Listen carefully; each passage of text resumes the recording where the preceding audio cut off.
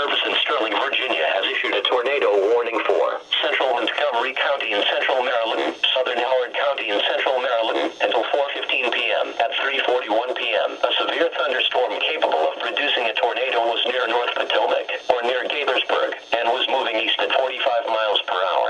Locations impacted include Rockville, Aspen Hill, Olney, Colesville, Fairland. Take cover now. Move to an interior room on the lowest floor of a sturdy building and avoid windows. If outdoors or in a mobile home or vehicle, move to the closest substantial shelter and protect yourself from flying debris.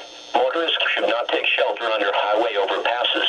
As a last resort, either park and stay in your vehicle or abandon your vehicle and lay flat in a low spot.